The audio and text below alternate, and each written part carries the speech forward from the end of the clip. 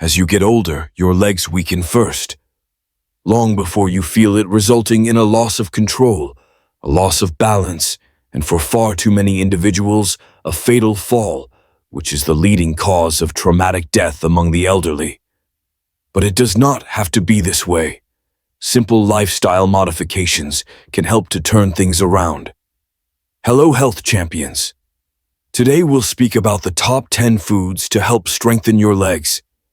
I felt compelled to create this video since it is such an important topic, but there are so many videos out there that offer superficial, arbitrary, and inaccurate advice. The people who make those films don't truly understand health, so they're relying on shaky assumptions. They're talking about single nutrient solutions such as sweet potatoes, which contain potassium and are crucial for signaling, therefore, you should consume them. And they're discussing the reasons of leg weakness without really knowing what it means. Sarcopenia is described as a condition characterized by muscular loss. Sarco is muscle, but penia is weakness or lack thereof. So that word solely indicates muscular loss or weakening. It doesn't cause it, it simply describes the state. And they discuss how muscles require energy, and oats contain complex carbs, thus they supply a lot of energy. Sweet potatoes and oats aren't the absolute worst foods if you can take a certain amount of carbohydrate, but mentioning them casually based on a single fact like this is extremely misleading. And they're presenting it as if all you have to do is eat sweet potatoes and oats to strengthen and renew your muscles. It doesn't operate like that, and we'll show you the big picture here. But first, we need to understand why there is so much discourse about this. Why are weak legs so dangerous as we age? Well, I indicated that weak legs can cause a lack of control and balance. This puts you at a substantially increased risk of a fall, which is the leading cause of traumatic mortality among the elderly. Because falling when you are older can often result in a hip fracture. And if you have a hip fracture, you will be unable to move for some time, resulting in a significant loss of mobility. And if you have lost mobility, I've discussed the importance of movement. The primary role is to drive the brain, or to deliver impulses to the brain. Because losing movement causes us to lose mental function and strength. Just like a muscle putting it in a cast causes it to shrink and atrophy. The same thing happens with the brain. If we don't move, we don't transmit enough impulses to the brain, which begins to degrade. And if we degrade enough, it can result in a loss of vitality and death. So these figures are very scary. Up to 50% of people who fall and break their hip die within a year. Even if they survive, their quality of life will be permanently altered because up to 60% will require long-term care. So this is what you're attempting to prevent, and you may do so by making easy lifestyle modifications. So the lifestyle that can reverse and avoid this consists of two components. The first is exercise, which is rather simple. Exercise helps you create muscle because it causes muscle fibers to break, which your body can subsequently mend during recuperation. However, there is a second phase involved because we also require a signal. Exercise gives a signal and a challenge which prompts the body to begin repairs. If you are completely sedentary and break down some muscle fibers, your body will not fully repair them since there is no reason, challenge, or signal for it to do so. Exercise is actually quite simple, and if you're interested, I'd be happy to create a video breaking it down. Just let me know in the comments. But today, I want to talk about the part that causes the most confusion: food. Food isn't just about calories. It provides the essential nutrients your body needs to recover, especially after workouts. Think of it this way. Your body needs three things to function well: fuel, building blocks, and catalysts. Fuel gives you energy. High-quality fats are a great source of this fuel, and depending on your tolerance, a small amount of carbohydrates can also help. If you've seen my other videos, you know I don't support eating 300 grams of carbs a day. That's far too much for most people. If you're diabetic or have trouble processing carbs, a very low-carb or even a ketogenic approach, at least occasionally, can be beneficial. Even for those who tolerate carbs well, I recommend keeping intake below 100 grams per day and only from whole unprocessed sources. Beyond energy, your body needs quality protein for repair, essential fatty acids for brain and cellular health, and a wide range of vitamins and minerals to support all the chemical processes happening inside you. But nutrition isn't one size fits all. Your diet should support your unique metabolism. A diabetic will need something very different from a 20-year-old athlete. Good nutrition can look different for everyone, but it should always aim to reduce inflammation, including neuroinflammation, which affects your brain and nervous system.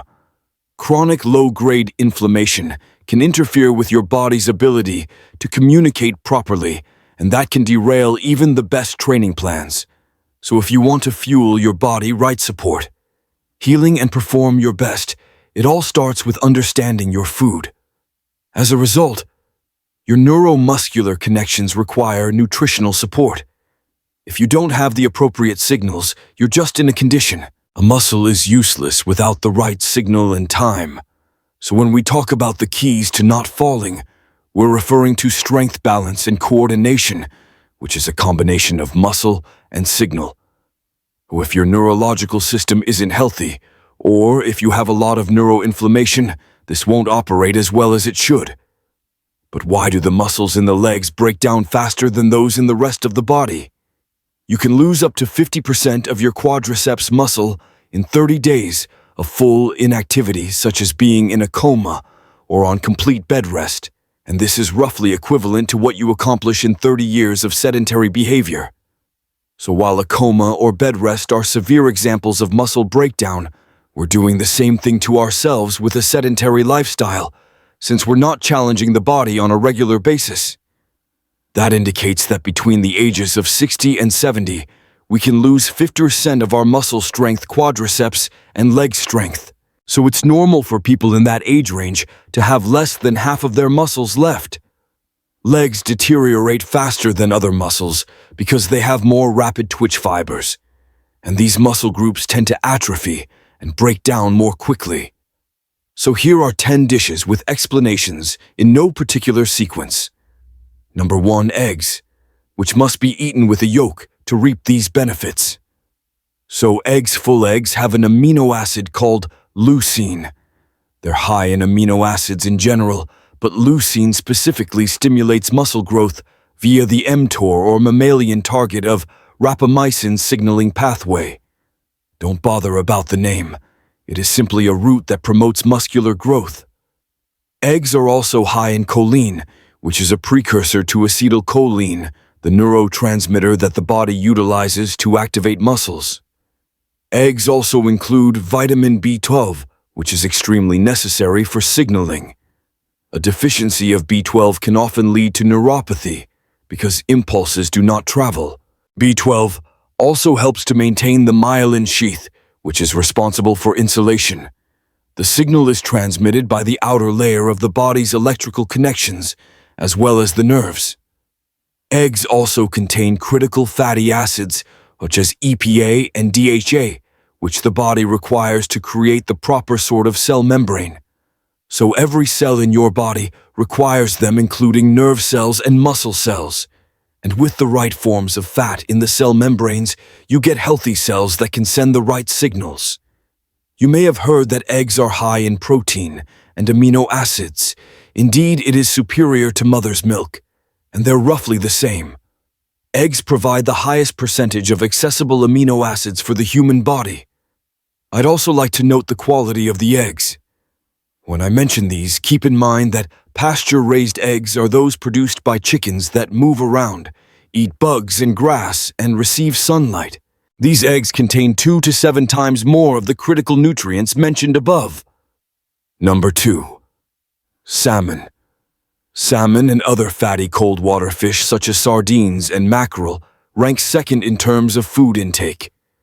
Just avoid king mackerel, as giant fatty fish collect a lot of mercury. So when we have a very, very rich supply such as salmon and fatty fish, we have the richest source of EPA and DHA, which we just discussed with eggs. Eggs are a good source. These fish are an excellent source of these fatty acids. When we consume enough of them, they assist the body regulate inflammation. So, while they are not anti-inflammatory like pills, they do assist the body manage the appropriate degree of inflammation. As a result, they typically have anti-inflammatory properties. We achieve a normal degree of inflammation. They have also discovered that these fatty acids can stimulate muscle protein synthesis in older persons. And, as with eggs, the source matters. When we compare wild and farmed salmon, in terms of omega-6 to omega-3 ratios, we can see that wild salmon has a 1:4 ratio. And I'd like to point you that the omega-3 has the highest value, which is specific to fish. There is no other food that contains more omega-3 than omega-6 fatty acids, but this is necessary for them to swim and survive in cold waters. However, the farmed will have a issue of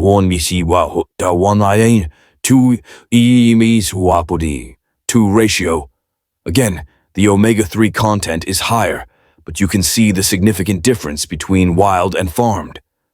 I do want to point out, however, that if you're in a restaurant and you have to choose between mass-produced chicken and farmed salmon, the farmed salmon will always be the better option, and it will always be better than the breaded chicken and mac and cheese.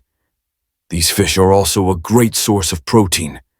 It is what we consider to be a high-quality protein that is readily available. Not as good as a whole farm-raised egg, but close. However, salmon also has certain other properties. Selenium and astaxanthin are antioxidants, and if we can lessen oxidative damage in the body's mitochondria, muscles, and neurons, there will be less breakdown and a better chance of regenerating them.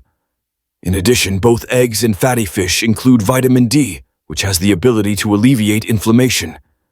It promotes mitochondria in muscles. It aids muscles in producing energy. It also maintains neuronal membranes, which are the cells responsible for signal transmission.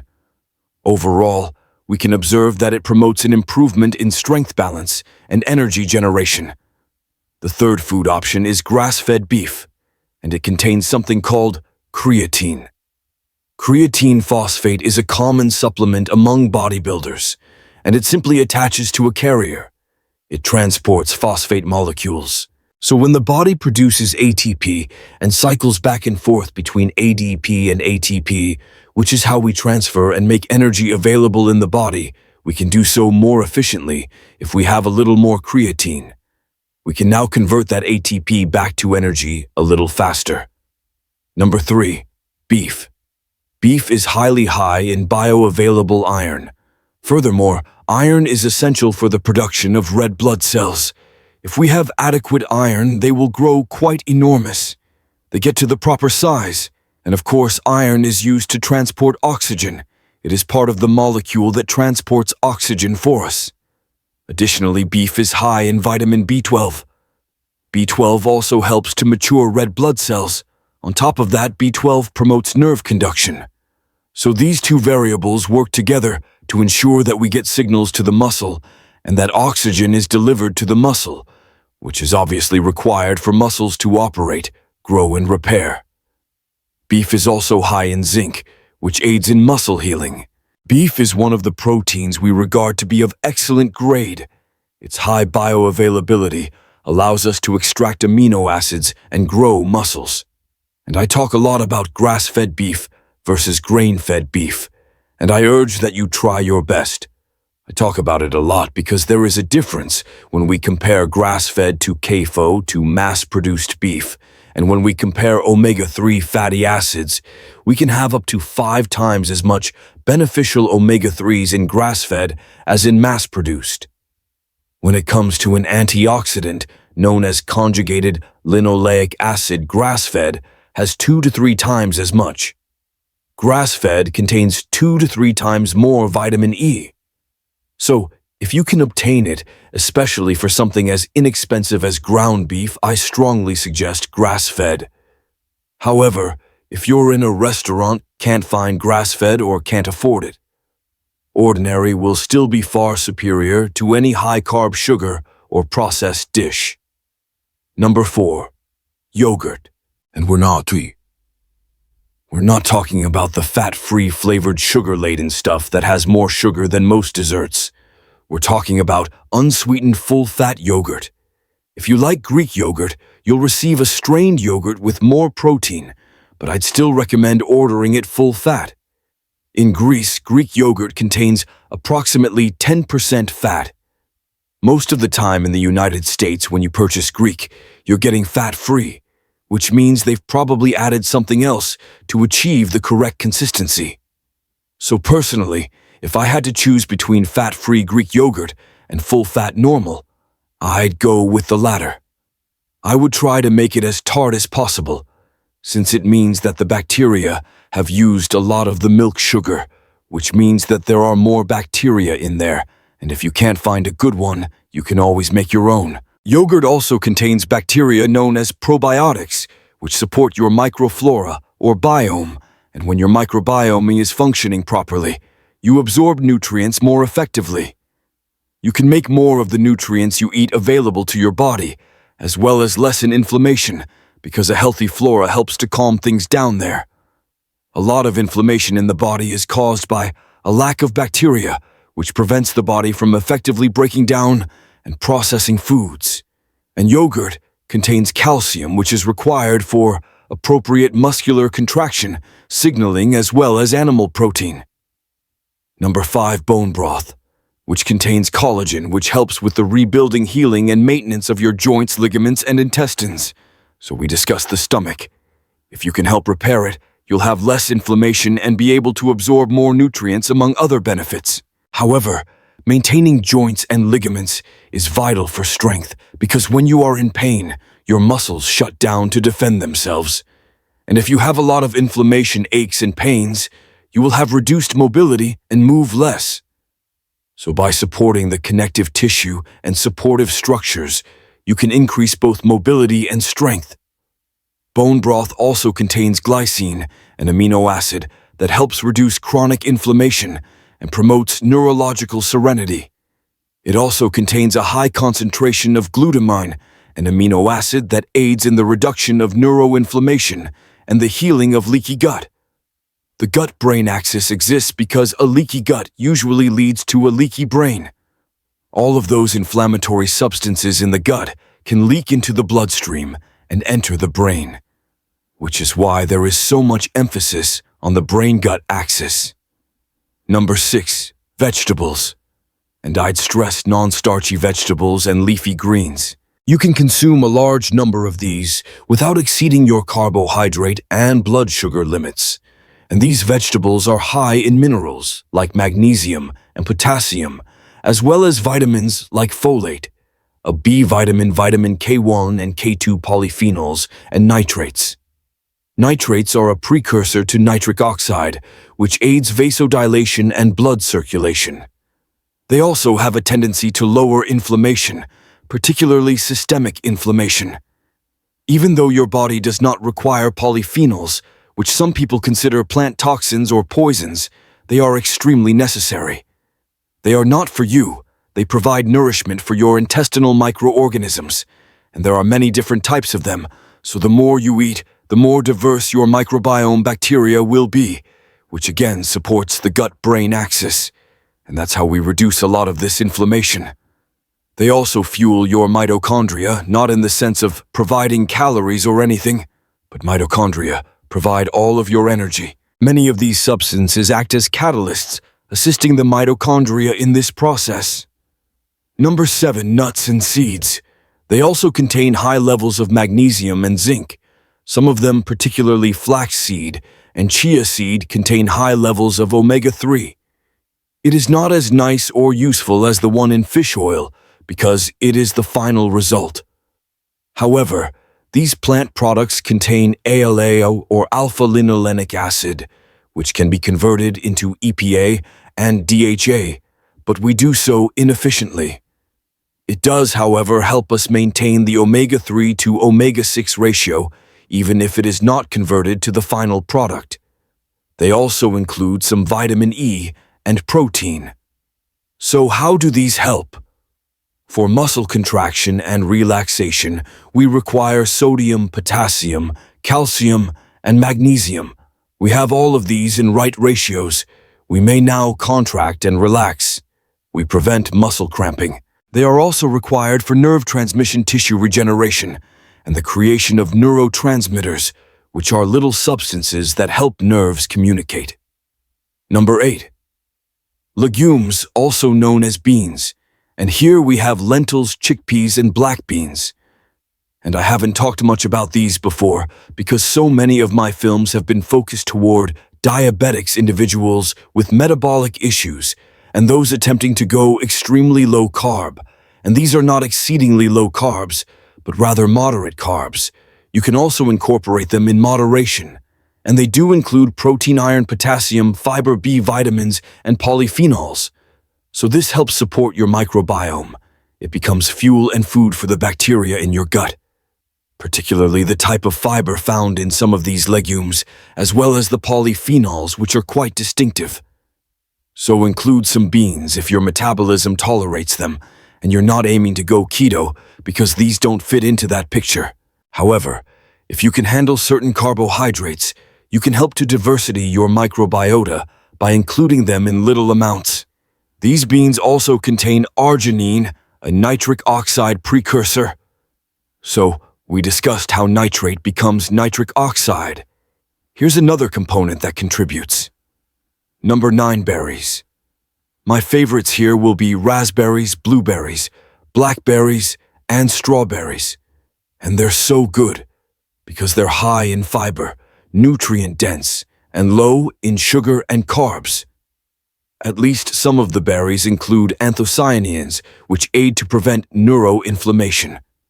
However, they can also aid to raise BDNF, or brain-derived neurotrophic factor, which is your food, your miraculous grow for creating new nerves and synapses. And these are the links. So if you want to connect your brain to your muscles and improve your strength and coordination, you need to form new synapses and train those pathways. That's why you need this BDNF. This helps you strengthen your nerve muscle control, and by doing so, you improve your motor coordination, balance, and so on. Berries also contain polyphenols, which we have discussed extensively. They support the microbiome and thus the gut-brain axis. They also enhance blood flow to both muscles and the brain. They also aid to maintain the rapid twitch muscle type. So I discuss a lot about the brain in this video, since it is the other component of physical strength, balance, and control. Number 10. Fats from plant. Food number 10 is one of my favorites, possibly the ideal food from the plant kingdom. Food number 10 on my list is one of my absolute favorites, and possibly the most perfect food from the plant kingdom. Why? Because it's packed with monounsaturated fats, the same heart-healthy fats found in olive oil. It's also rich in soluble fiber, essential minerals, and key vitamins like B6 and E. These nutrients work together to support better nerve signaling and overall brain function. Monounsaturated fats are especially powerful, not because they directly fight inflammation, but because they replace unhealthy fats that cause it. Simply choosing better fats can shift your body toward a lower inflammatory state. Vitamin B is also vital. It helps your body produce neurotransmitters, the chemical messengers your nerves use to communicate. Without it, those signals don't get sent properly, and that can impact everything from your mood to your muscle recovery. So here's the truth. If you're trying to build muscle, you don't need some magical superfood. What you need is a variety of nutrient-dense, whole foods, the best that nature has to offer. Want to know how to build stronger legs? Let me know in the comments. I'd love to make that video for you. And if you found this helpful, you'll definitely enjoy that one. Don't forget to subscribe, hit the bell, and turn on all notifications so you never miss a video that could change or even save your life.